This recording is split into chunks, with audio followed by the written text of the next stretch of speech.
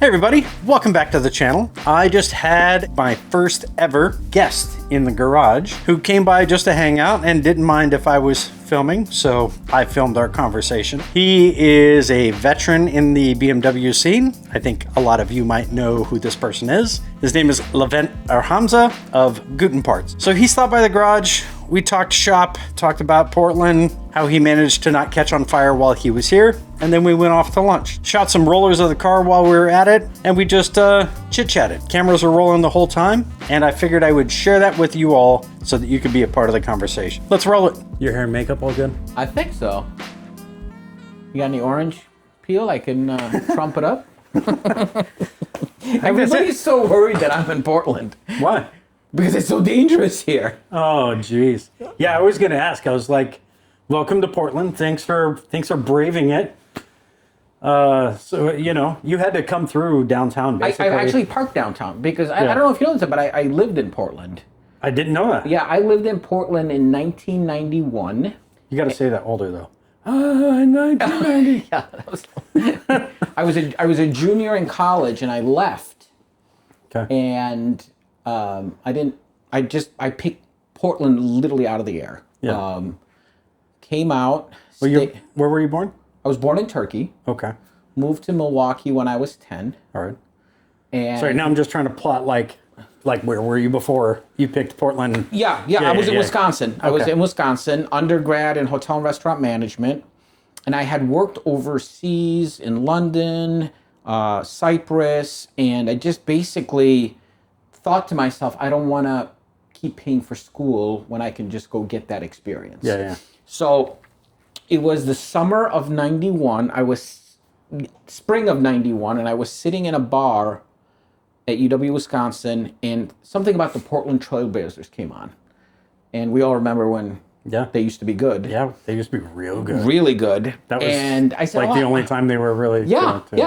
So I said, well, I've never been to Portland. Sounds cool. Yeah. Bought a one-way ticket, came and stayed in a homeless shelter downtown because I didn't know anyone. I had like $200 in my pocket. I went and interviewed with a bunch of hotels. No one would hire me until the Hilton hired me. Okay. And then while I was working at the Hilton during orientation, I met a woman by the name of Tracy, who had moved out from Ohio to go to school. She was a cocktail waitress. I was working in the coffee shop, and she got an apartment on Barber Boulevard, which I drove by to get here. Well, probably just... Yeah, by... Or maybe even that... Right, there are some apartments, like, just right over there. It was down closer to downtown more by... Okay. It used to be a YMCA. Now it's the Under Armour headquarters from what I understand. It was literally right down the street from there. So the owner of the buildings lived in Massachusetts somewhere and gave us reduced rent to help with the tenants. And, you know, I'd go change the light bulbs. She'd do the paperwork. So long story short, I stayed for 9 months in Portland. And that's how I met the family that I'm visiting now. Tom and Diane. My ex-girlfriend knew them and said, hey, if you ever need anything, reach out to them. And when I did, they literally took me and gave me a car, gave me a place to stay until I got on my own. And, you know, that was 35 years ago. And I've become, you know, they were at my wedding. They've been out a bunch of times when I lived in Florida and Jersey and everything. So now their grandson is getting married this weekend. So I flew out for the wedding. Nice. So, yeah. And then, you know, I posted on Instagram. Down the highway a bit. St. Helens, not too far away. Yeah, they're getting married, I think like an hour and a half from there. I think like down south more. I don't know. And in some they told me the place, but I don't know. I'm not driving or anything. They're gonna take me. So nice. And I'm here till Tuesday afternoon, and then I go back. Fun. Yeah, I come out like almost once a year. Sometimes once every 2 years. Yeah. I love it out here. I thought about moving. At one point when I was working for Goldman in the city... You have to join Antifa, though, if you move to Portland. University of Oregon was hiring. Okay. And my wife and I at the time, we flew out for the interview to see the campus. And beautiful campus. It's stunning campus. Yeah. And This was, let me guess, early 2000. And from New Jersey to Eugene to the campus, it took us like eternity to get there. We had like the worst traveling experience. Like, I've never had a bad experience like that. Like the flights got delayed. We hit turbulence. A rental car broke down from Portland down to Eugene. Damn. I got pulled over, didn't have ID on me. Like, I mean, it was just this hot mess. And they're like, you talk a little funny. Where you from? Are you supposed to be here? and it just left such a bad taste. And my ex-wife at the time said, if this is too far, like all our families on the East Coast, this is like, you'd be better off applying for a job in Europe than Eugene. So I never took it, but I love the West Coast. Because there's no direct flights. No. Basically, like you're in Portland and you're internationally connected, or you're really not. Yeah. And it wasn't until probably like 5-10 years ago till there was direct flights from Newark to Portland. Yeah. JetBlue and I think Alaska were the first ones to start. So, I mean, it's still a haul. I mean, it was a 5.5-6 hour flight. Right. If you couldn't fly directly at Newark either. Yeah. So what, you were having to go into New York, JFK? Back then, yeah. Or you'd connect out of Minneapolis or Denver. Okay. Something, you'd have to... I even flew through Houston a couple of times, I want to say, maybe with American, like down to... But, yeah. But here I am. So, well, even if you were to do that, like, what would you do with the shop? I don't know. The shop is no longer a shop. I mean, it is a shop, but so has it become more of a hobby? No. I mean, it's become more of a real estate holding. Okay. So I don't know. If I mean, that's where the smarter money is anyway. It really is, especially as you get older. Like I keep telling all my friends that have shops. Like I've got one friend, Ryan Haynes. He owns a place called Dynasport, like in downtown. Okay. And he was able to acquire the building that he's in, right? Which also has another tenant. Yep. But then shortly after he bought the building, like developers started coming through the neighborhood. So now his building is kind of a spite building with a development around it. So like the value of that property, like the amount of money he's made off that property exceeds anything he would have done as a shop. I try to mentor a lot of up and coming mechanics and all that. And I tell them all the time, if you don't own the building, what's your business worth?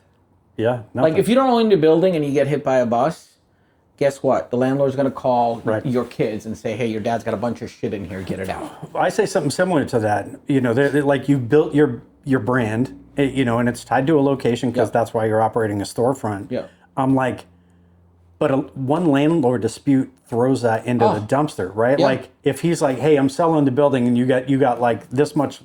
You're done. And if you have a shop, like me moving the shit in this garage sucks. Yeah. Yeah, I mean, we've moved 4 times. Like, I don't know. Are you still in Orange? Maplewood. Okay. Maplewood. So we started in Maplewood in 2009 when I talked my brother, who's a brilliant mechanic, to moving out and living with us. He was living in Milwaukee. He always wanted to own his own shop. I gave him my first E30, Thelma, as a gift to convert him from being a Honda guy to a BMW guy. And sure enough, it worked. He fell in love with E30s. Yeah.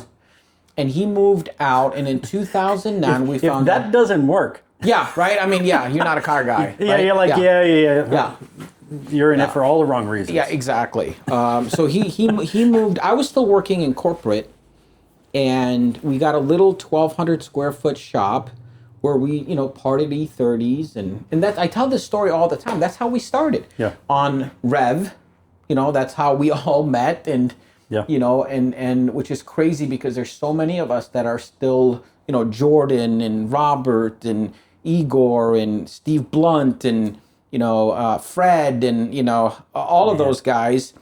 Some of those names I honestly haven't heard in years. Yeah. Yeah. Like Steve Blunt. Oh yeah. Shout out to Blunt Tech. Yeah.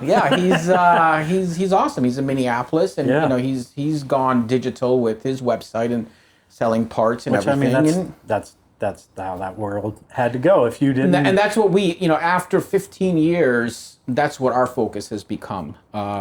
We stopped doing restorations, and in service 3 years ago. Because I was never the mechanic. I always hired the mechanic. And obviously, after close to 20 years of doing this, I've learned a lot. But I tell people all the time, if you ever walk in the shop and I'm underneath a car on the lift, like there's something wrong. Like that's not what you want to see. So now, we compete with ECS, FCP, all those big guys. And unfortunately, there's another story that I tell. When Google came out, loyalty died. Yeah. Because, anyone can just put in, you don't even need to know the part number. You put it in the search, you sort it by price.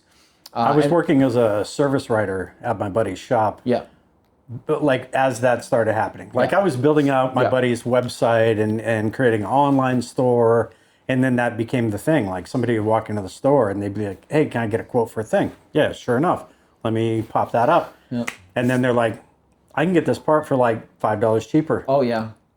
And then you got to have that annoying conversation over and over. Like, okay, you can bring in a part, but I can't warranty it. Yeah. Yeah. And then also you have to understand, yes, it may not make sense to you that I have to pad the price of this part, right? Like I got to mark it up a little bit. Yeah.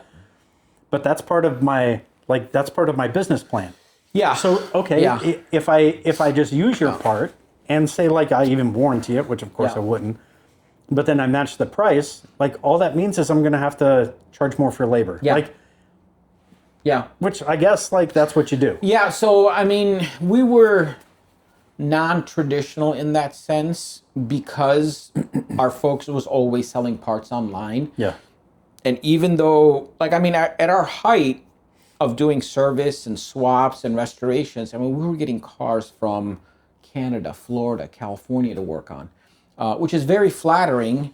But what it led to is I never felt comfortable charging list price on parts when I had that exact same part on my website.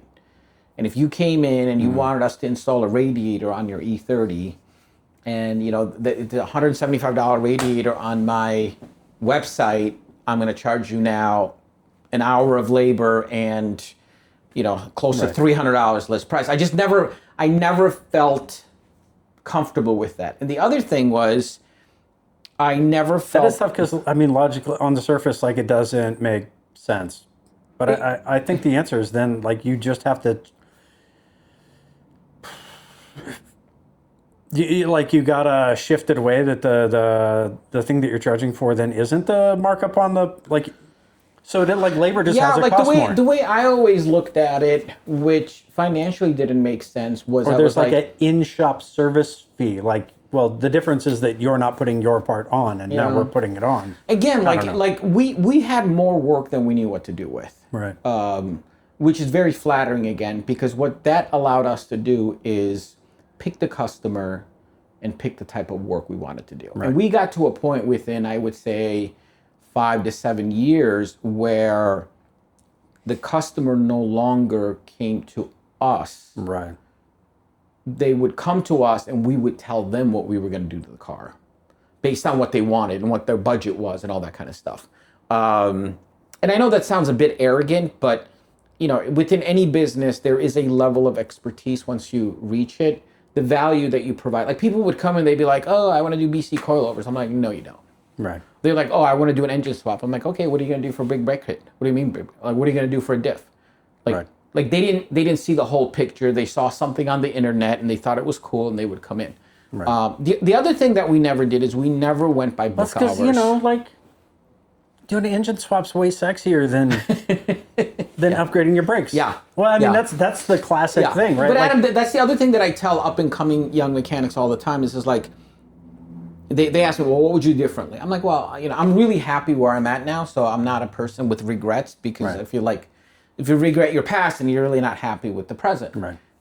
But from a business perspective, I said I would never do projects. At the end of the day, we weren't working on Ferraris and air-cooled Porsches. Right. So there's only so much you could charge. Right. And we try to do it in a way with no duct tape, no zip ties, the right clips. And it got very challenging to find the right parts and build it a certain way. So next thing you know, a car is on a lift, making no money, the mechanic is sitting idle and all that kind of stuff. And and then we didn't use book hours. We went by actual hours. Which you got to do because like Mitchell, I don't know what you're using for your estimation software, but like Mitchell doesn't know what an engine swap labor is. Or right, because like if sometimes you go to replace a muffler and half the bolts break off because it's a 20 plus year car in the Northeast with rust. Right. The book says it's a 4-hour job, and then to do it right so you don't push the mechanic. And that's the other thing. I always paid my mechanic salary. Paid him a full salary. Nice. And just I mean, we've been around for 16 years. We've only had 5 mechanics. And we don't have one now, but I think that's because you paid him you took care of your people. I mean, we tried at least, and the type of cars that came in. All our mechanics were car people, and when you've got Hartkeys and M3s coming in and all that cool stuff coming in, they like work, and we let them do it the right way. We didn't rush them, we didn't push them. So, but that all ended, and we've morphed multiple times, and really the turning point was the purchase of the buildings a couple of years ago. I rented for a long time, and personal stuff. I got divorced, sent 3 kids through college, and all of that stuff is expensive. And then finally, I took some risk, moved to a part of the town where it was a lot more affordable, and I worked something into my lease where I could purchase it, and then I was able to do it. Now we do car storage, which is a great business, I'll be honest with you, because I think we don't do in and out. I think you have a car I know. Which one? Do you have Milo's car? The 2002? Yeah, we just sold it. We just sold it to. We just sold it to. Yeah, he told me to say hi. By the way, when he saw that I was coming out here, Milo. Yeah, he's such a good guy. Yeah, he is. I still see him quite frequently, even though we don't have his car, because he has a Benz that he's got the SUV that he takes to a buddy of mine. Is that an ML350? Yeah. That he got from a family member, so he still stops by every once in a while. We were chatting. He was talking about wanting to put some AMG wheels on it, and he was asking about like suspension options. He's like, I think I might want to lower it. Yeah. Hell yeah. We sold his right-hand drive 2002 to a repeat client. Nice. And so we do the storage. We still have the website with 9 warehouses, 4 million SKUs. Jesus. But our challenge is, take someone like you, who I would consider a friend and an advocate of Guten, right? So if you ran into somebody at Cars and Coffee who had an E30, if not one of the first things out of your mouth, one of the first top 5 things would be like, hey, if you ever need a rare part, look up Levent at Guten. Right. But that same person like you, who's an advocate and a friend of ours, wouldn't say that if a friend is working on a 911 brake job or because we're branded as hard to find, older. Our website has the exact same catalog as Pelican. We have the same back end. We're the only company that shows live inventory. Because there's only so many distributors of parts. Exactly. Right? So like these companies are serving as middlemen. Yes. Like even FCP Euro, they got a bunch of stuff in inventory, but they're still getting their parts from the same distribution network as, say, ECS Tuning. Yeah. They're all. Don't quote me that it's the exact same company, but there's only so many. Yeah. What was the company that just filed for bankruptcy? Like that was a major parts distributor. Like Bav Auto? That was a while ago. No. Like one of the much higher tier, like Michelin is one of their brands. Oh, I don't know. Crap. I'll post that on screen because I'm not going to remember. Yeah. So we show live inventory if you order by 2:00. Yeah. We have geo tracking on the website where we ask permission can we see where you are, and if you say, I'm on the West Coast, and we ship from, like for you, we would ship from San Francisco, which is the closest warehouse. All our California people get sales tax free because we're a New Jersey company, but we ship, so they get the next day shipping with no sales tax. And then one of the warehouses that I own, I rented it out to a microbrewery because the whole area is getting changed over and improved. And more, I'm going to try to get out of the auto side, just keep the e-commerce side. But I have a whole warehouse full of parts. I mean, right. I mean, at one point, I actually think that's a good problem to have right now, right? Because with all the tariffs and how yes, and all the vertical integration, time of need distribution model, like we've seen that causes problems. Don't mind that suction cupping. The challenge is the type of stuff I have in the warehouse in New Jersey is stuff that I've hoarded and collected after years of doing service. Like I've got the little inserts for the E30 rain gutter so that it doesn't fly off again. Like I've got bags and bags of them. I'll tell you a funny story. Do you have this piece? Do you know what I'm talking about? I do know what you're talking about. Little plastic. I might have it. Because those are in LA, and there's a dude on Amazon that's basically, they look like wiper blades, and he's selling them for $100 per side for this little tiny plastic. I will look. I might have them. Because here's what would happen is a client would come in, and they would want, because they saw something online or in a magazine, they would want the E28 Euro fender flares. Mm-hmm. So I would email my BMW dealer rep who served as the intermediary for my BMW wholesale account. And I would say, Pete, I'm looking for part number, blah, blah, blah. How many in the country? How many worldwide? Because if it wasn't in the country, if it was in the country, I knew I was going to get it the next day. Yep. If it was coming from Germany, then I would say, Adam, come back in a week. I'll have it for you. Which that's still quick as shit. It was, because Lufthansa was flying into Newark every day, and us being close, we got access to it really good. So I was doing that so frequently in the height of our service end that Pete called me up one day and he said, "What the hell's your social number?" I'm like, "What do you need?" He's like, "Just give it to me. Give me an email, blah, blah." They made me a BMW employee and gave me access right into the BMW system. So that you could just... Because they couldn't keep... And it got annoying to me. So then what would happen is... The amount of money in his labor... Yeah. Right, just... And after the relationship was established, and and it was only serving him, because then what happened is Adam would come in and he would say, "Hey, Levent, I need the... jack handle for an E30 M3. I would go into the system. I would see there's only 40 left worldwide. I would just buy them all. Damn. I would literally just buy them all. I would buy the fender flares. I would buy the little headlight wiper, gaskets, just start. So those are the type of stuff that I've been hoarding and handling. You got some E38 parts? I don't know. I mean, I might. Sorry to shift gears. Yeah.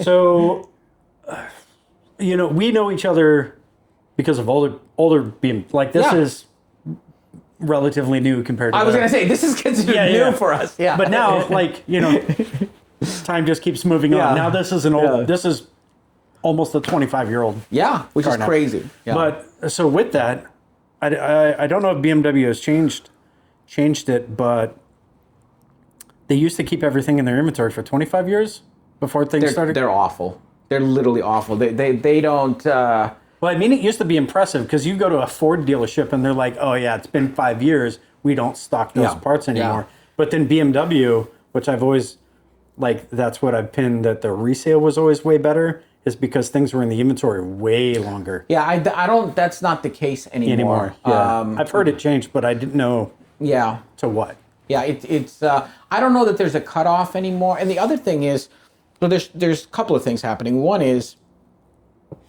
BMW is no longer supporting the older cars. Right. Yeah, there are so many NLA parts on this already. Take an E30 M3 for example, who is the most probably the most iconic model. This is what we grew up. This is what we dreamed about. God's Chariot. God's Chariot. Yeah. You can't get an oil pump for it. You can't get a window regulator for it. And these aren't like an Evo lip. These aren't like, you can't get a windshield for it. You can't get a gas. You're not talking about rear parts. Yeah. This isn't like something just to make it nicer. These are things that stop you from enjoying and driving the car.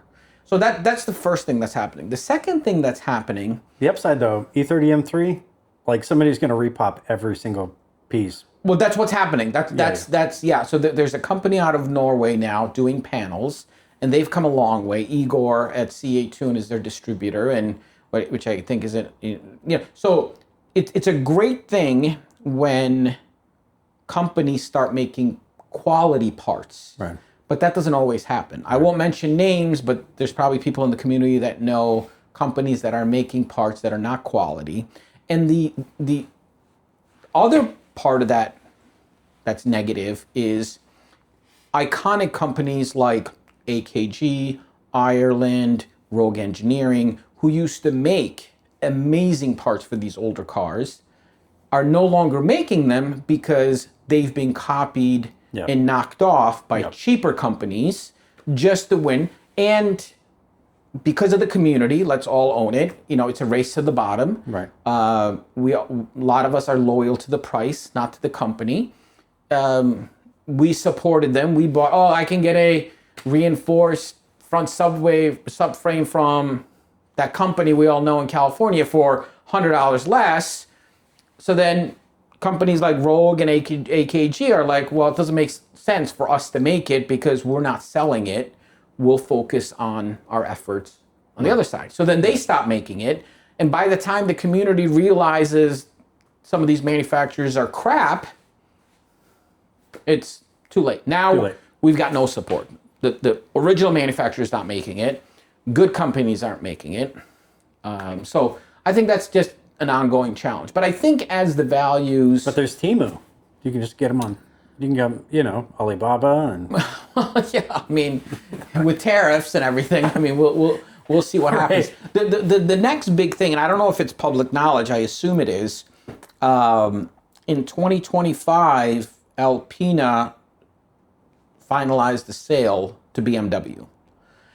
And they are no longer manufacturing new cars under the Alpina name. So they have fired up Alpina Heritage. They're just in the process of finishing up their large manufacturing facility in Germany for Alpina Heritage. And it'll be interesting to see. I hope they franchise. Right, because they almost became a U.S. franchise. Are you familiar with the story of Alpina West? Party and Beck. Yeah, right? Yeah. So my cats are named after them, so I know them well. Nice. Right. I don't know. Actually the CEO of Alpina and the head of America and head of Global came to my facility a couple of years ago, and we had a sit down. I invited a couple of our top clients just to kind of pick their brain and everything, and that was the question. Is there a value in Alpina getting into S14? And I said, listen, you build an S14 to Alpina specs, and you put it in a wooden crate and wrap it with your tape. I said people would much rather get it from you. So and I said, hey, listen, if you also have the ability to manufacture dashes, oil pumps, and they gave the inclination that they had that capacity and the relationships to do it. Now again, I don't know if the scale makes sense. I don't know if they'll go to the parts side, or they may go to like a Singer side where they start buying up all the E36s, E46s they can and offer a rebuild. Like literally, they're just buying VIN plates, right? Because then they'll... Maybe, I don't know. They refab. Yeah, I don't know. Yeah. I've heard of Singer doing that, which maybe it wasn't Singer. What are the other Porsche? Premier... what's the other one? Like the guy here in Oregon. Why am I drawing a blank? Starts with a G? Yeah. Gunther. Gunther. Yeah. He's an E30 M3 owner. But they, if they'll buy the most rusted, clapped out thing because they just want the VIN. Right? And the body's all carbon fiber. Yeah. Because they're going to rebuild every other little part of it anyway. So they're spec. Yeah. And didn't they build an E30? Somebody built a carbon fiber. No, it wasn't Gunther. It was. Or was it? I thought it was one of those brands. Yeah, I don't. There was a. But I'm surprised that it hasn't happened more.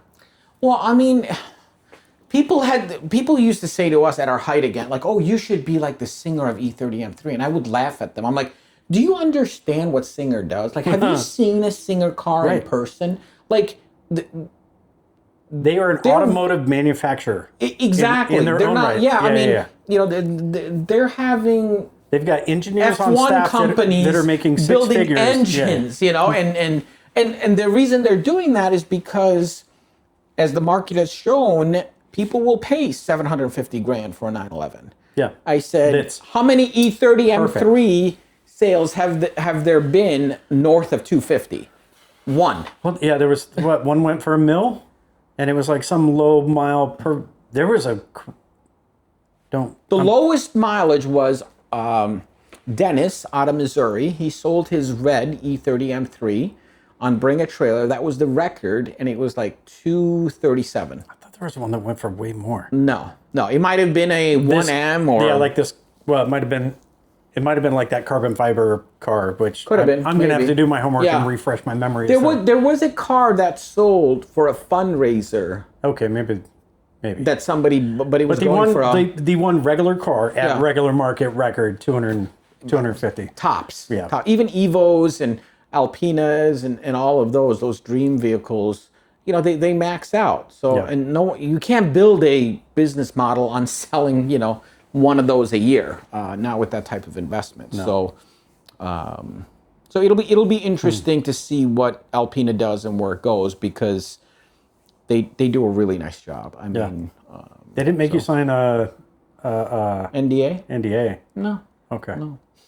So if this video comes out tomorrow and it's the first time everybody's heard that Alpina... I mean, listen, they've been posting about their new facility. So again, I don't know what they're going to do with it, but I know what I shared with them and what I told them, as well as some of my top clients, is that they were basically asking, well, is there an audience if we restart making headers for the E38 like we used to, for the M20? I said, you can remake anything, and as long as you make it to the same quality as before, there will be a market. Yeah. Because you have that type of a brand.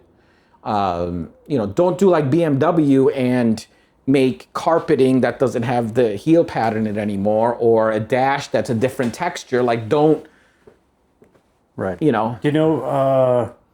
I don't know him. I watch his stuff on YouTube. Josh, like his screen name is, my name is Josh, but he does a bunch of videos like E30 stuff, or mostly Alpina stuff. Like, he's a big Alpina collector, and I think he's got like 4 or 5 different Alpinas. Younger guy? Yeah, younger guy. Oh, his videos pop up every once in a while.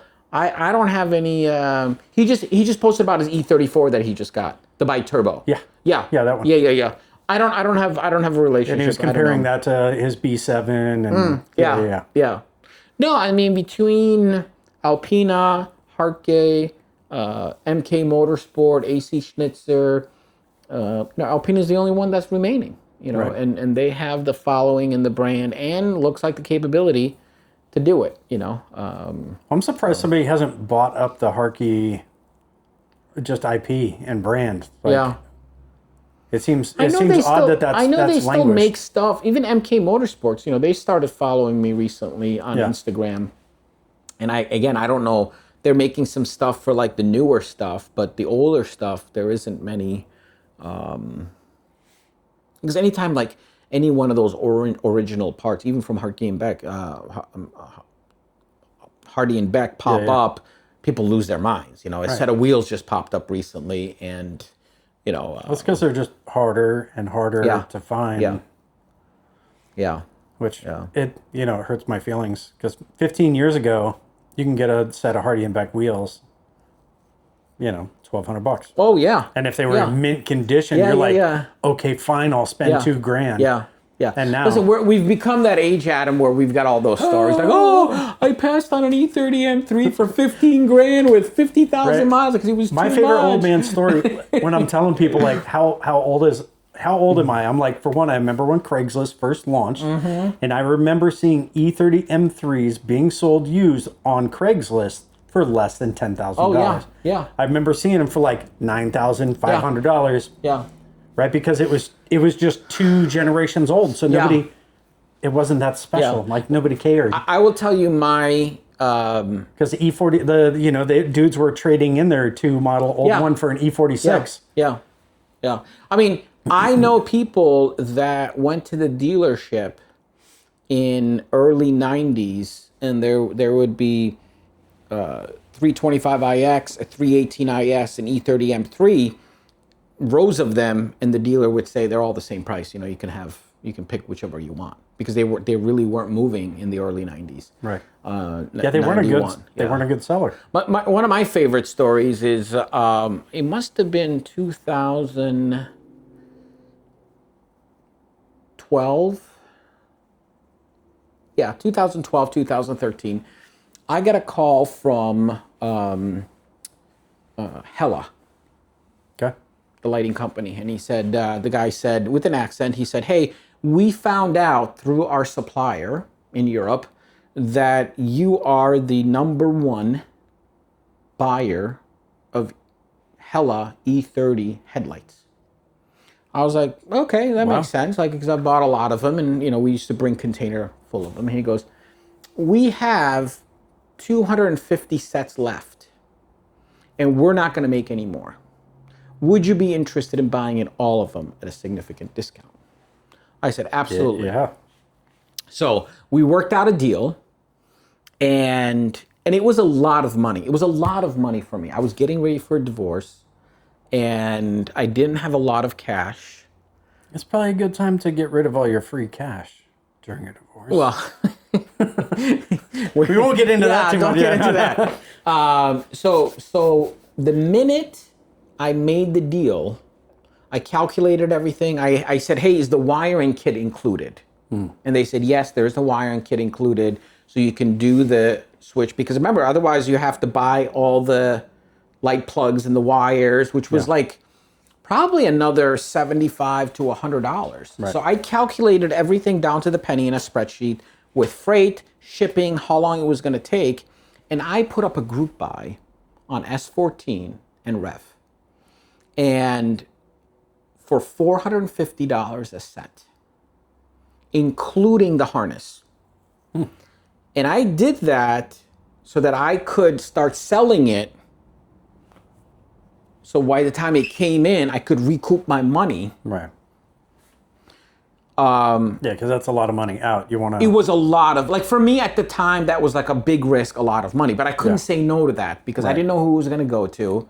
Because it's going to go to somebody. It was going to go to somebody. So you were the #1 call. Yeah. If you said no, it was going to be a number 2 and 3. And I thought, at $450, and again, like, my cost, I think, came out to like. Did they offer you the tooling? No. They did call a couple of years later and wanted to do the same thing with the E34 stuff, and I was like, I'm getting out of the parts business. Thank you. But so, long story short, I think I only had like maybe $100 profit in each unit. But at 250 units, I was like, okay, what? It'll be a good service to the community. We can keep it in-house. And back then, this is pre-depot lights. Yeah. So you didn't really have an option. Everybody wanted smoked. That back then, we used to water jet cut the smoke headlight inserts. People would bake their lights in the oven, pop the lens, paint, put the metal brackets in for the crosses for the smoked, re-glue it and put it. So to offer that option for a genuine Hella product was like a big deal. So long story short, we sold everything. Everything came in. Install kits were not included. So I ended up wholesale buying because I couldn't go back on my word because people had said. Yeah. And you already had orders in. I had already orders in and everything. So I called up BMW and I said, you're going to have to, give me, I think it was over 2,000 pieces because all the plugs, each unit had 3 plugs. Don't forget, you also had the city light plug and then 2 wires coming off of each one. So I barely broke even. Damn. Now those new units are going for over $1,500 a piece. Right, if I would have just bought them and stuck them in the back of the warehouse, they're unobtainium. Oh yeah. Every once in a while, I look at pop up. the price of some of the rare stuff, right? Because I was getting shipments from the Netherlands for E21, like the rare E21 parts. Yeah. And so I had a garage full of these E21 parts. Sorry, we were competitors. You didn't even know in the rare Euro parts space. I was just trying to fund my own car. Of course, yeah. But those parts are all, like the 316 single 7-inch round headlights and grills and the plate fillers.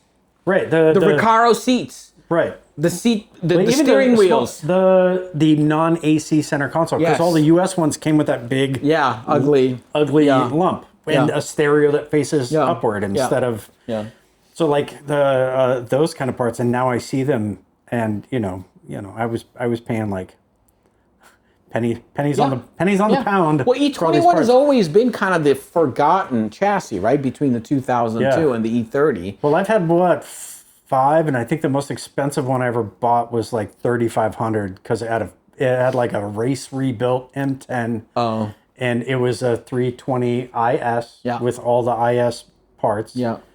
But those were like $500 cars. All day long. All day long. All day long. And now those are $10,000 cars. I know. All day long. We built. But you know what I love though, because I love the E21. Right. I think most people don't because they see the US bumpers, which ruins the car. Like. I don't think another car's been ruined so bad. By the DOT bumper. You put European bumpers on it. Yeah. And you're like. Of course, this is the car after the 2002. Yeah. And of course, this is the car before the E21 or the E30. Yeah. And you don't really see it until those Euro bumpers are on there. But like a Euro car and a 323. For me, I love seeing how expensive they are now because like I always got it. Yeah. Like these are way better car than people ever give them credit for. Yeah, I agree. We built a 323 conversion for a local guy. It was one of the last projects we did. I mean, we spent an ungodly amount of money on this car, and he had the means, and we didn't understand it. Like we would say to him, like, first of all, he went and spent something ungodly. I want to say like $30,000 on a E21 with like mint low miles, US. Then he sent it to a shop to convert it to Euro bumpers, and they did a nice job. Then the new trunk pan and everything. Yeah, proper. And then he went to a Porsche shop that a friend owned because he was also into Porsches. And the Porsche shop owner called me and said, listen, this is what this guy wants to do. I don't want to do it. Will you help me? I said, of course I'll help you. Well, that turned into us doing it. And I told him I didn't want to do it. I'm like, this doesn't make sense. You're going to spend so much money. The car's only going to be worth fraction. Come to find out, he had one when he was going to a small business school in Boston in the 80s. Yeah. And then it got wrecked.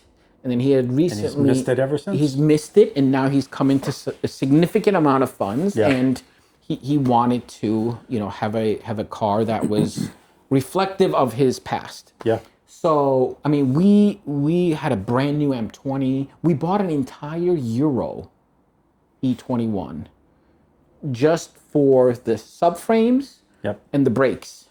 So we could do the brake conversion correctly. So, just brakes all around. Yeah. Different diff options available in your... Yep. Right, because there were a couple 6-cylinder... There was the 320/6, so a 2-liter M20. Yeah. And then, of course, the 323. Yeah, we had 2.3 liter. Oddly enough, we had a brand new M20 325 that we had built for spec racing, sitting on a shelf.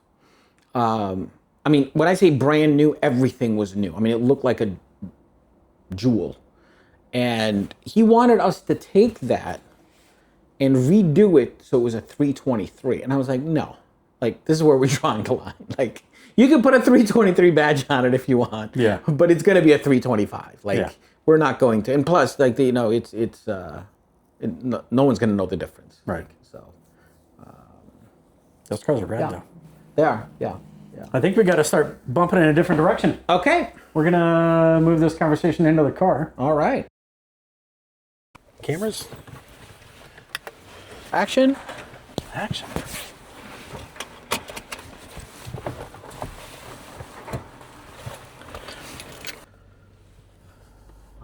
Are we going to talk about you driving an electric car or no? I mean, if you want to. So my first electric car was... I'm parked okay over there, right? The Cadillac? Yeah. Okay. Was the i3. Why is your parking brake light on? Because it makes me do it twice. Oh, okay. Every time. All right. I do it, I can feel that it lets go, but it will still yell at me if I don't do it twice.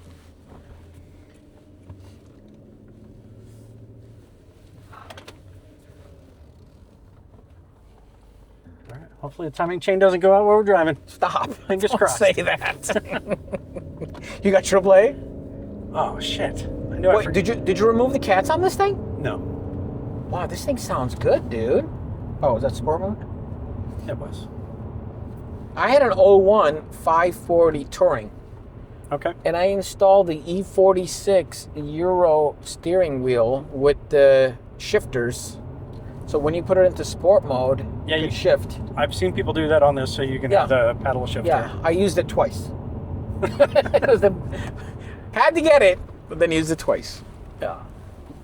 Wow. God, I miss Portland.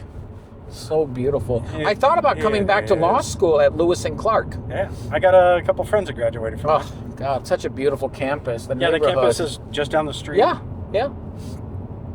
That's part of my go for a drive route. Like there's a turnabout, and if you go all the way through it, you end up at the campus. But if you make it right, you end up going by a state park. Yeah. And it's just more of this beautifulness until you get to Lake Oswego. I didn't realize, like, you guys are like a good 2 weeks behind on the colors compared to Jersey. Like, pretty much our leaves are down. Okay. Or almost down, I would say. But I mean, you still have a lot of green trees that haven't turned yet. Yeah, there's still some deciduous that are still holding on to their leaves. We have a bunch of evergreen broadleaf trees. Right, like these, there's a lot of laurel and whatnot. And then, of course, the conifers, which are going to just be green year-round. You know... So I've been here for, like 3 days? I haven't been attacked? I haven't been in riots? I haven't been kidnapped? That's where I'm taking you right now. Oh, okay, let's go. Take me to the worst possible place. I could have. It's... the crazy part is it's, you know, if anybody just imagines any part of their city... Yeah. Like somewhere in their city, there's just the bad side of town. Of course, and there's probably like that one bad corner market. Yep. That everybody just knows, like, don't go there. Yeah. Yeah. So, like, that's about the kind of area that we're talking about. That there are the protests going on.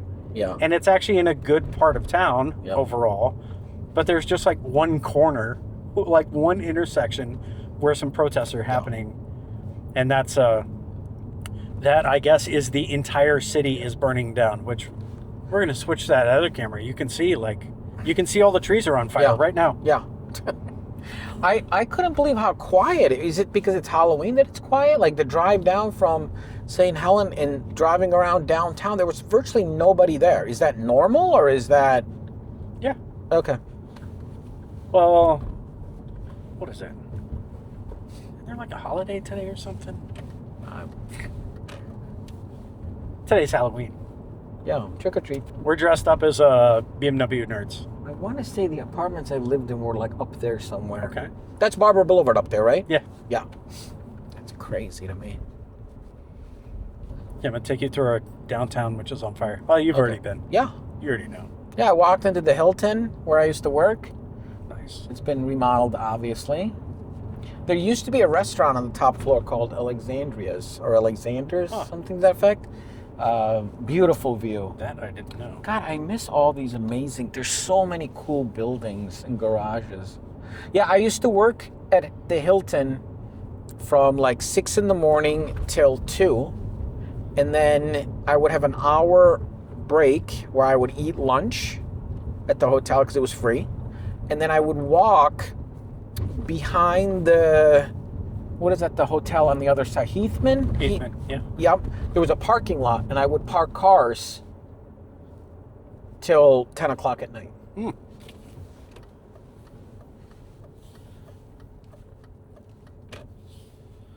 So this thing's so rattly, it's because I have all my cassette tapes in here. It's actually pretty quiet for a E38. Just speaks to how... So I lied. It's 267,376 miles. That's beautiful. I should play that lotto numbers. Right? So the goal is, it's got a bunch of rock chips on the front, and I don't want to touch it all. There's a couple little dings, and I don't want to touch any of that at all. Like I wanted to have its patina from being this old, because it's amazing at how well, like, the paint still polishes to a perfect glass finish. That's amazing. Because I'm sure that BMW just put a couple more layers of clear on their flagship. Yep. Not the flagship trim level, but yeah. This was like a and of course banker, we're a little hedge fund lawyer car. Yeah. Well, so they're Griot's Garage. Yeah. So they've got a series in their YouTube videos of cars we can't sell. Right, that the family owns personally. And one of them is an E38, short wheelbase, 740, 2001 740i, but black on black. Oof. And then he's explaining why they had to have black on black, because they couldn't have the silver on silver doctor spec. Doctor spec. And so he makes a joke. He was like, doctors got these because they had the gray interior, so that they would know at the end of the day if they had blood on their scrubs. Oh my God. That you'd be able to see it on the seats. I like the Orient blue this came in too, with the brown interior. That was a great color. There's one for sale locally right now. It's just in shabby condition. Oh, yeah.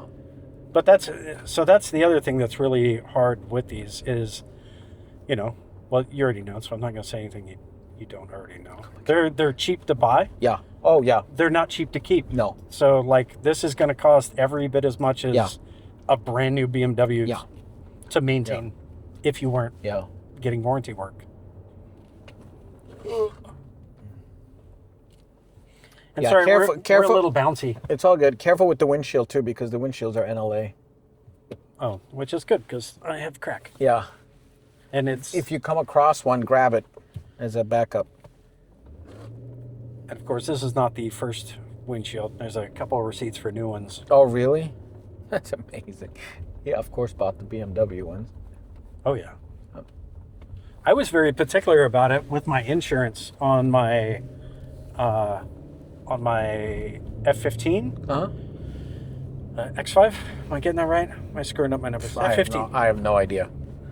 I had a 2014 BMW X5 35D M Sport. Oh, I loved that thing. The torque on that thing? So good. Pulled tree and it had like out. a 7-speed transmission, so like... Yeah. You know how like diesels are normally slow? That wasn't the case. Like it was as peppy and zippy as any gasoline. But I had to get a new windshield. And I couldn't win the fight, but I was trying to make the argument. I'm like, I want the BMW one. They're like, oh, the aftermarket ones are every bit as good. And I'm like, well, for one, I work in video, and I'm going to tell you, the optical clarity of the glass is not the same. Yeah. Like, you may be like, it's every bit as good. Yeah. You think, but... Structurally. Yeah. But, like, BMW and Mercedes both put more energy and time and money into making sure that, like, the actual optical clarity of the glass is better. Yeah. Because when you look through these aftermarket ones, well, if I look through them... You can see the difference? Well, I can see that, like, there's chromatic aberration, so it will slightly fragment the spectrum of light. Wow. Ever so slightly. Great. Thanks for adding to my OCD awareness. Oh, yeah. Sorry. So what part of town are we in now? So this is East Portland. So Portland. This is, I mean, a little rougher part of town. It's a lot cleaner than I remember the last time. The last time I was here was 23. It was the summer I feel like of 23. it has gotten a little cleaner around here. I mean, it's still rough. There's still a lot of homeless. Portland's homeless. I mean, every major city has a homeless problem. Which is very sad, actually, I think. It's especially when it comes to the military personnel that are homeless. That's just so aggravating. Wow, what is that place? Lumberyard or something? Look at these cool buildings. Might be a reclamation center. Oh, love that. Just look at that old machinery just sitting in the corner. Oh. But the homeless situation, Portland, is very lenient and tries to take care of people. Like, we don't criminalize people. You give camping equipment. You get camping equipment. We stop our police from, sweeping people and throwing away all their shit. And because of that, more homeless people show up here. Sure. Because it's an easier place to be homeless. And then our climate is relatively moderate. Yeah. I mean, people still freeze in the winter, but not as many people freeze. Yeah. Like, you couldn't be homeless like this in Minnesota. No, that's death weather. People or probably die. New Jersey. Yeah, no. It's too brick-ass cold in Jersey. Yeah, true. Or so I've heard. I am in love with these older buildings. I just see these buildings and I just want to, put stuff in them. Like maybe buy a warehouse here? Yeah, absolutely. Absolutely. All right, here's the deal though. If you get a warehouse in Portland, for whatever reason that makes sense to you. Yeah. I just need like a 4-car by 4-car corner. Okay. In which I'm going to put my YouTube studio in lift for just working on my YouTube project cars. Okay. And then honestly, I would just do another Guten Parts+Storage. I would just do car storage. But I would add ancillary services like detailing and photo shoots and consignment sales and all that kind of stuff. But my problem is I don't to find good people to trust to run that. Yeah. So you don't mess. I've been given several. Look at all these old buildings that have been converted. I love that. I know. That's where we're gonna have lunch in one. Oh, love it. In Shalom Y'all. Look at Love Teak. Oh, love it. And they're like, oh, would you be willing to do this? And I'm like, you know what? It's really not worth risking my brand and not controlling. Oh, look at that. That made wow, what a nice guy. No parking all hours, all days. 30-minute limit. Can we eat in 30 minutes? Yeah. What about over there? Let's go for it. I know the mayor. You do? No. Okay. I'm friends with a city council member. Okay. Close enough. Now you're going to make me have to take this show on the road. I'm going to have to come out. You should. I'm going to have to come out to the garage. You should travel to you should go see Blunt. You should go see Igor. Yeah. Those guys, I didn't have as much rapport online.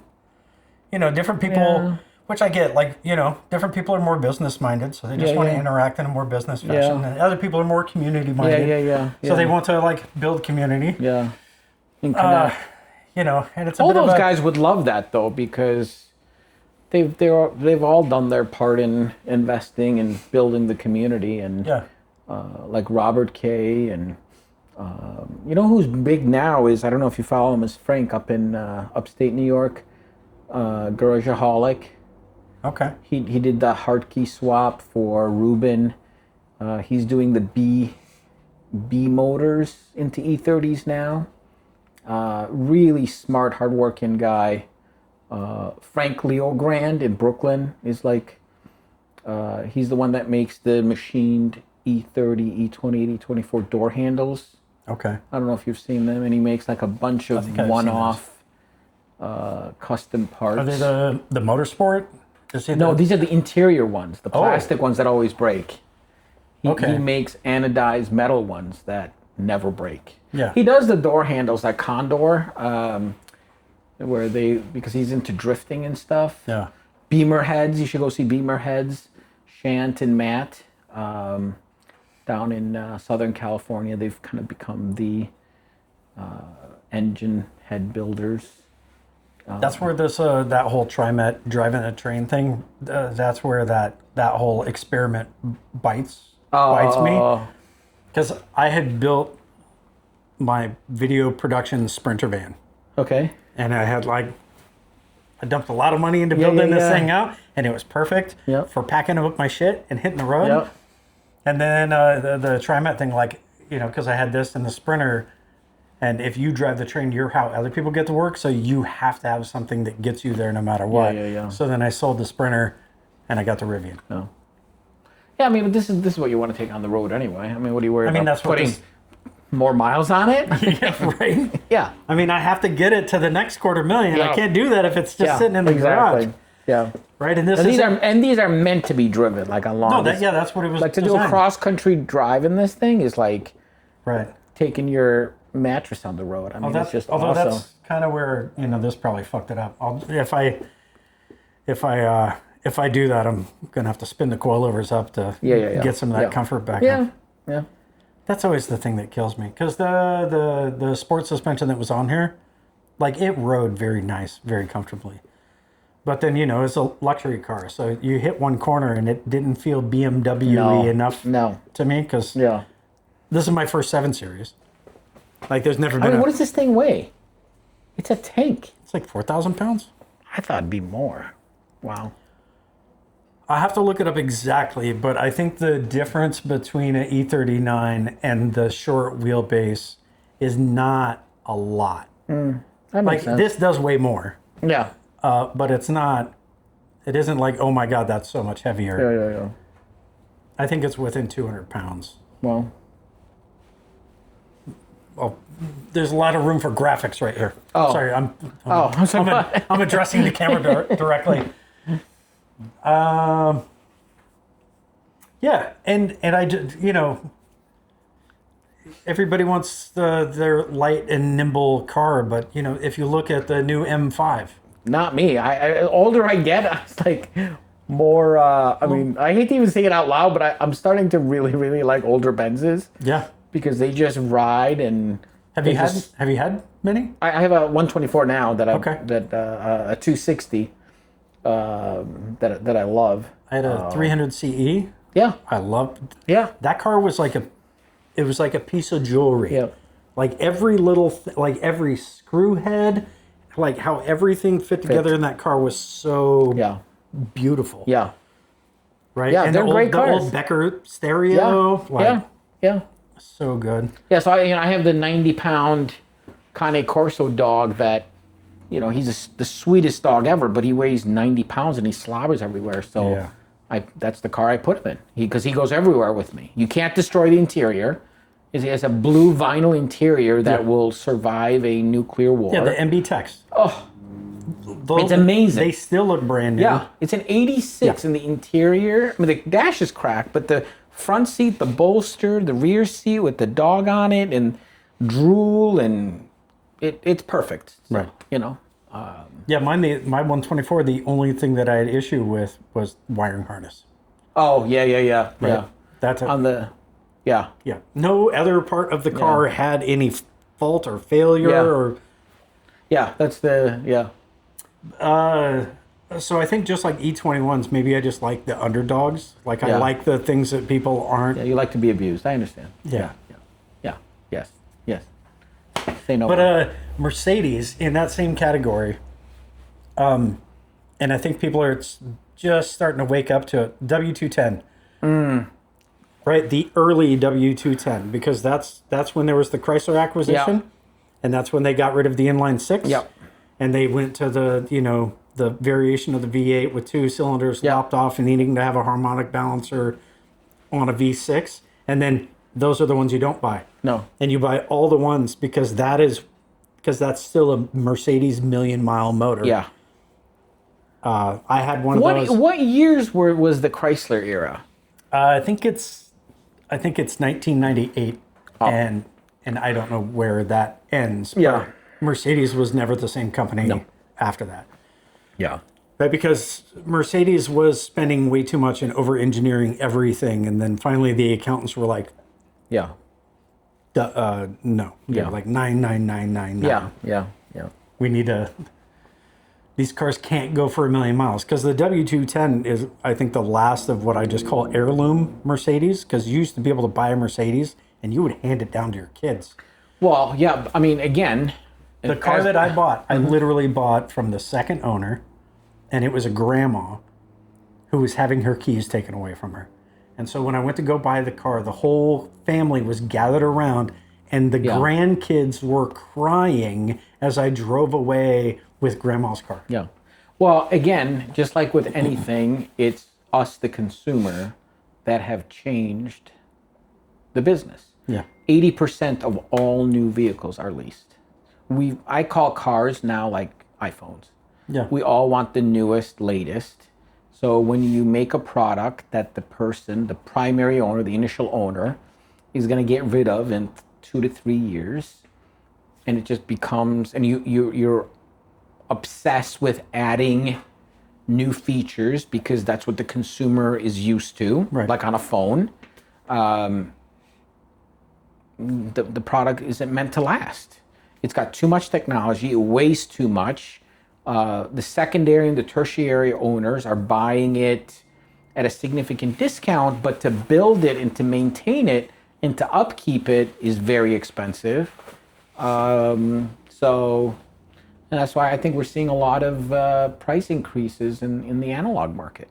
But to get back to the Alpina thing, I think that's why that's a smarter move, because there's also a bit of there's a bunch of kickback from that, because like there are also people just tired of this disposable everything stuff, and so the things that were built of quality, which now, like, it's been a while since those things were made, they're starting to have a lot more value, and people understand. I think, you know, I'm probably hoping, but I think that these things are going to start seeing that day because people realize how well they were made. They're not cheap to maintain. Yeah. But you can't buy something this well made anymore. No. Or like, car manufacturers just don't even use that gauge of steel anymore. But again, I mean, I think we're romanticizing it. Maybe. The reality of it is that for a lot of people, which is hard for us to realize, a lot of people look at vehicles as just a way to get from point A to B. Yeah. I mean, we can see that. Like, I don't know what the saturation out in the West here is, but out in Jersey where I am, you know, every other person has a Tesla, or some sort of a. What's that? Yeah, we have one too. Yeah. Yeah. And you know, I call Teslas like sex without noise. Yeah. Like, if you're okay with that, then it's, you know, then it's because the neighbors are right on the other side of the wall, and these walls are real thin. I'm trying to be nice to my neighbor. Well, don't need to hear me fucking. If you're okay with that, then go ahead with it. But again, like, they don't appreciate the sound. They don't. That's not important to them. Right. So, yeah. And then that's why, like, and again, someone asked me the other day, like, oh, do you think E30 M3 pricing will ever come down? I was like, well, unless someone finds 10,000 new ones somewhere, you know, it's a pure example of supply and demand. Right. You know, I recently sold. That's an easy answer. No. Yeah, I sold an May E30 it flatten M3. out a little bit? Yeah. Is it going to keep like moving up at that same clip like the pandemic spike? Like, no. Yeah, I don't know. I don't know. And let me share this story with you. Yeah. I sold an E30 M3 2 years ago to a gentleman for $75,000. It was a really nice car, who didn't drive stick. He came up to buy the car, and I said, "Oh, so are you going to drive it home?" He goes, "Oh, no, I can't drive stick." And I said, "What are you doing?" And here's what he said. He goes, "I have a really nice car collection. Mm-hmm. I have friends that have car collections, and they've convinced me that I can't say I have a nice car collection unless I have one of these." Yeah. No, like, and that's the type of people that are buying these vehicles. No, that is kind of the sad thing. Yeah. Because I've only driven a couple E30 M3s, and while I thought it was good, I never thought it was great. I thought it was it was a very good car. Yeah. I enjoyed driving it, but then like my filter for like how good of an experience is this? Like, and then putting a price tag to it. And basically for me, that number is like, I can for 20 grand, I can buy a car that I would rather be driving for the experience than what this is giving me for what is now $50,000+. Yeah. And so like that's where these things now, unfortunately, are all destined. They are, I think, they're really fun cars to drive. Yeah. But that's back when they were drivers' cars, and now not really any of them are. Yeah, I agree. I agree with you, unfortunately. And I think that's the same, like, E9s are there too. Like those are cars that people just buy to put in their collections. But they're great driving cars. Yeah. And so same with 2002, same with 911s. Right. Fortunately, at least with those 2002s were just sold in such large numbers that there are just so many. You can buy, like at least here in the Pacific Northwest, you can still buy a beater 2002 for $5,000. Yeah. And then you're going to buy like, a nice clean example for 15. Yeah. And then, No, like TIIs, like restored TIIs on the East Coast are going for I'm talking about 30 to 40. Square tail. Square tail light. Yeah. Automatic transmission. M10 2002s. Yeah. But, it's a bummer. I'm telling you, you got to get in the car storage business. Like, because ever since I got into car storage, I've become almost like a grandparent where I'm like, I don't need to have kids anymore. Right. I just play with these cars. I'm fortunate enough to have people that trust me with these really nice cars, not only to store, but they call up when the weather's nice. They're like, hey, listen, I'm not going to be able to drive the car for a couple of months. Can you use the car for a couple of weeks just to get some miles on it? And because they know that I'm not going to take it to the track. I'm not going to take cross country. I'm going to drive it to the gym on the weekends. And you're not taking it to the takeover. No, exactly. And so I get to drive all these cars. And even if I don't drive them, like I come down and I see my warehouse and it's full of all of these vehicles. They're not mine, but I feel like they're mine because I can sit in them, I can look at them, I can admire them, I can hear them, I can feel them. And more importantly, I get to see the owners when they pick it up after storage. It's like, come April, they feel like they've got a new car again. Because, they've been driving the Honda Odyssey minivan all winter with the kids and stuff, and now they come to pick up their... Do you do any of the, like, white glove treatment? Because I've heard of some storage, not like in the... I'm sure there's somebody that does it with cars. But I bought a boat I had for one season, but I bought a brand new boat. Okay. So I like lighting money on fire. Yeah, obviously.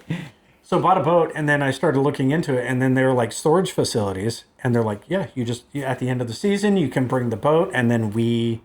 Winterize it? Yeah, we winterize it, and then we store it, and we saran wrap the whole thing. So and then come to, when the season comes, then we get the boat ready to go out, and then you come pick it up. Yeah, we're temperature controlled. Yeah. So, we have outlets where we can plug in battery tender or overinflate the tires or put it on tire pads and put a cover on it and all that kind of stuff if they want. On the back end, I don't do it, but I facilitate it. There's a detailer that I trust that's local, Matt at Essex Detailing, where he will come and either do a wash or take it with him to his facility, do a full detail. But that's between the owner and him. Yeah. I don't mark it up. I don't have it run through me and all that kind of stuff. And I facilitate it so that it's one less thing. And there's people that I trust. It's another important component of that is transportation. Yeah. The car transportation. If they drive the car here. Yeah. Oh, you mean like the car being transported from wherever it's coming from to be stored? Yeah, we don't get it. You mean like somebody driving in? You're like, okay, you're going to need a ride to wherever. No. I mean, the Uber is taking care of a lot of that. Okay. But I mean, like, Uber doesn't have an E30 M3 to drive you home. No, they don't. But like, let's say, they want the car transported to an event, or they sold a car, or they bought a car. One of the most common questions besides storage, besides storage or detailing is like, hey, who do you trust to, like right now we're storing 2 vehicles for local owners that they received cars from deceased parents that were the original owners. One's a Carmen Ghia, one is a TR6, and they were both out of state. And the first thing out of their mouth, like, how do I get this car here? Yeah. And anyone that's done any of this knows that the automotive transport business is really shady right now. There's a bunch of brokers. A lot of them are not insured. Even if they're insured, they're only insured in the state they're in, not cross states. So if you use one of these websites to move a car, right. The car is going to get loaded and unloaded multiple times if it's going from Florida to New Jersey. And we all know anytime a car is loaded on, that's when the damage happens. Right. Cars have disappeared, cars have gotten damaged with no recourse. So there's only one person that I trust, because he's a one-man show. He has his own vehicle, he has his own enclosed, and he's not cheap, but he's very reasonable for what he provides. So those are the type of things that we try to assist with. And obviously, when we had the service facility, we also look after. There's still a couple of long timers in the analog cars where we do their oil change. They'll come in, they don't want anyone else touching it, and and I'll just do an oil change and look it over. And if it needs anything more than that, I'll recommend a shop that that's going to be worthy of the owner. Yeah. So, which is great, because you've spent a lot of time just being a member of the community. Yeah. And not trying to monetize every interaction within the community. No. Probably giving away more than you should have. Probably, yeah. I keep hoping that it's going to come back to online shoppers, but that's getting hard to compete in as well. Because but the amazing thing though then is like what your word means then. Yeah. Right? Because and I think especially in this world where we're constantly being bombarded with marketing material, our phones listening in and then shooting you ads. Yes. You're always having to push away people trying to sell you stuff. Yeah. And even I've sometimes in my channel, I feel like I'm doing that too. When I'm just trying to share here's the thing I'm using. Yeah. But then I'm I feel now I'm pitching people. Yeah, but I think as long as it's done in a tasteful way, I think people appreciate that. These different, you're making these recommendations. Yeah. It's because you're trusted. You're not oh, I know that this guy is just going to try to sell me to the moon on anything. Yeah. Well, it's funny you say that, because I've had people come to the shop, especially when we're doing service, and spend ungodly amount of money for whatever they did. And they would come pick up the car and they'd be like, well, how come you didn't put new wheels on it? I'm like, Rob, you just got everything done. You've already got new wheels. Yeah, but I thought you were going to, put the new steering wheel. I saw you posted on Instagram. Why don't you put that on? It's just I'm like, I don't. And people will come and I'll show them stuff and they're like, oh, you're not really being pushy. I'm like, it doesn't, if you want to buy it, great. If you don't, right. That's the other thing. I put a lot of stuff up online for sale that I've been hoarding, and people will come by and they're like, oh, will you take $300 for that? I'm like, no. No. I have 11,000 square feet full of stuff. It's only going to go up. If I come by right now with $300 cash. Yeah, exactly. I'm like, what other payment options? I'm like, no. If you come by with cash, I'm going to charge you $320 because then I have to go to the bank. Yeah, exactly. You don't show up with digital payment. Yeah. Cash isn't. There's no benefit there. Yeah. It's. I actually about. Oh my God, I don't know. I don't want to over exaggerate, but maybe about 10 years ago, I bought the domain bringadriver.com. Oh shit. And my idea was to create a online auction for vehicles that were meant for driving. Because that's always been kind of part of our brand. We have apparel that say no garage queens, build it, drive it, things of that nature.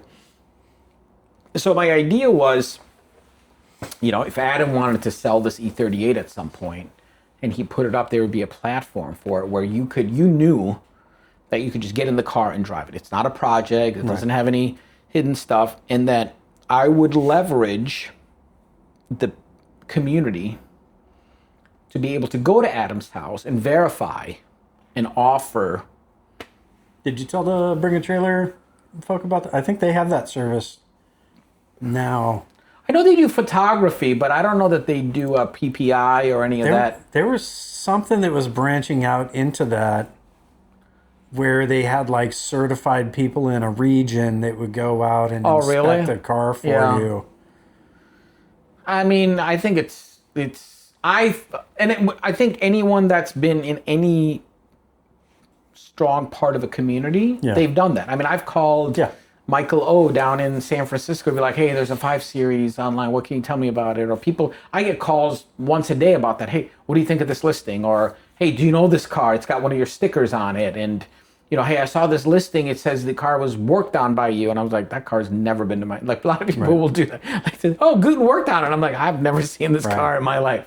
But, you know, to leverage that but I mean, bring a trailer now is just like untouchable at this point. I mean, it's like, you can't be a car person and not, I mean, you could agree or disagree or whatever, but from a car and a business perspective, it's like, holy shit, that's awesome. Like, yeah, they're killing it. They're killing it. I mean, they're really exclusive with what they'll list too. Like they get the pick of the litter and they're curating like if it doesn't. Yeah, I mean, they're rolling through 100 cars a day. Like they're doing so good that they left so much meat on the bone that's why we have cars and bids. Cars and bids. Yeah, yeah. Because there are so many people that wanted to sell their car and then Bring a Trailer was like, nah. Yeah. I still have one more business idea but I've sold 2 cars on Cars and Bids. Oh, you have? Yeah. Yeah, we've never done online stuff. People will ask us, you know, as a part of our consignment service, like, oh, will you list it on Bring a Trailer? And I'm like, that's not our thing. Like, I can't. It takes a special person to list on there and have all the commentators. And you know, we have enough following and we have enough traction that when we post a car for sale, we get enough. We don't get the aspect of like two people bidding on it and going crazy. And those cars don't need to be publicly, like, you know what, you already have a community of people. Yeah. You're like, hey. Yeah. You already know who wants what and who has what. You know what's interesting to me is majority of our sales for vehicles comes from secondary or tertiary contact. What happens is Adam comes to visit. I think you sold a set of my wheels for me. I had they were Mark II Volkswagen RMs. Oh. So a split wheel. And there was an E30 guy who was looking for a set. Okay. And I think you just were like, hey, this guy, this guy's looking for those. And then I sold him my wheels. Yeah, again, we get a lot, like I get calls, messages all the time where, hey, I got like Milo, our good friend Milo, he's got a set of wheels brand new in the box that he wants to sell. And I've already sent it to a couple of people saying like, hey, you know, if you're looking for 16-inch 4x100 wheels, you know, Milo's got a set and it's really reasonably priced. What's he got? What are they? I'll show you pictures, but they're brand new in the box. And he only wants like $1,000 for them or something like that.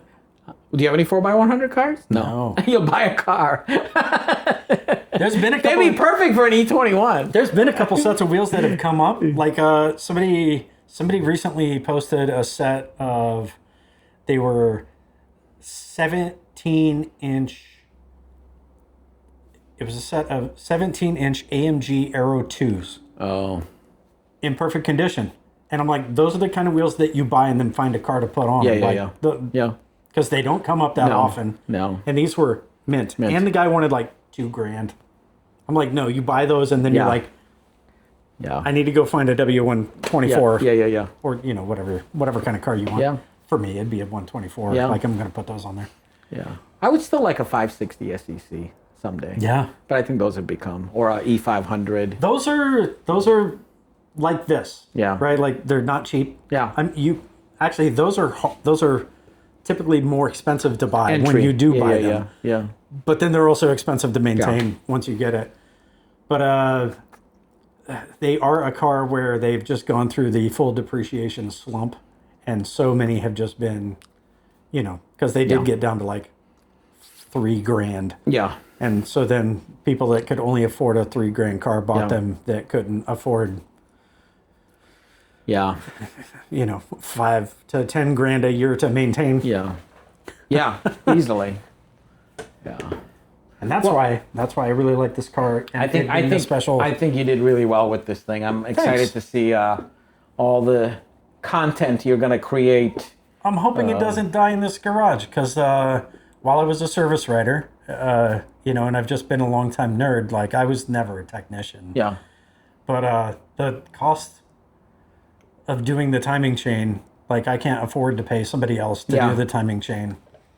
But then also like I also want to like get over my own hump, like just lean in and learn. And listen, there's always Google. Yeah, and there's so much stuff online. Yeah. Many of people have filmed their entire process who were technicians or are.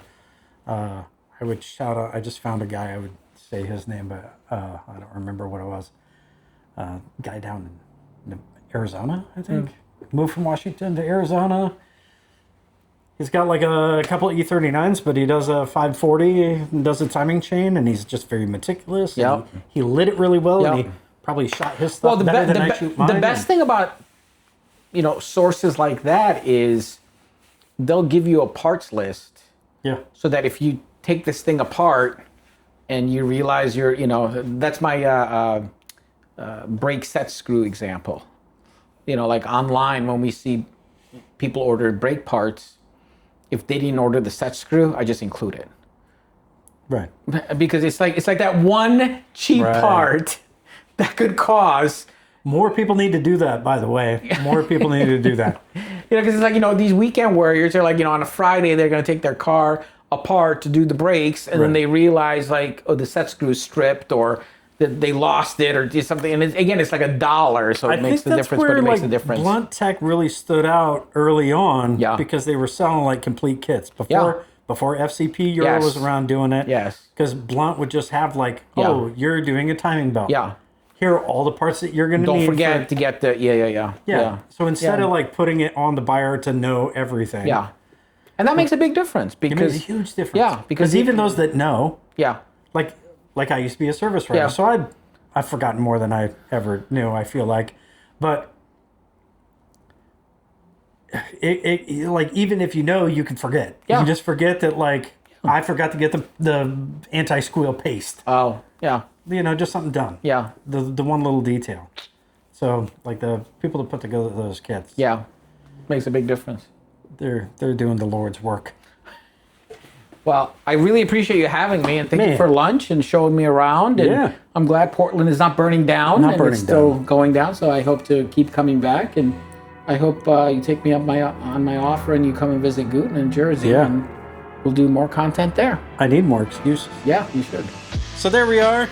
Just me and Levent hanging out, BSing, talking shop. It was rad to have somebody come by the garage. The channel has just been me so far. So I'm glad to share the camera with somebody else. So I'm probably going to take him up on his offer and go head over to Jersey so that I can actually see Guten Parts because I've never been over there. Anytime I've been around there, I'm in New York and I'm doing some work. Don't really have time to play. So it'll be good to just go hang out with some of these people that I've known for a long time just over the internet. And while I'm there, there's some other folks that I would like to just drop by and pester and drag this camera along with me. Mr. Blunt, thinking of you. I gotta get there and catch up with you. And then the FCP Euro folks, like, I don't actually think I know any of them, but I would love to see their facility. Anyway, lots of people over on the East Coast. I look forward to going over there so that I can have chit chats about old car stuff. I am hoping that I can make it to the vintage. That is on my list of goals for next year, to have this car in a place where I can make it all the way over there. And then, have something worth being there. We'll see how that goes. I'm gonna play that by ear. So aside from that, I'm always working on some sort of video. I've got some more work to do on the suspension. I may have made a mistake.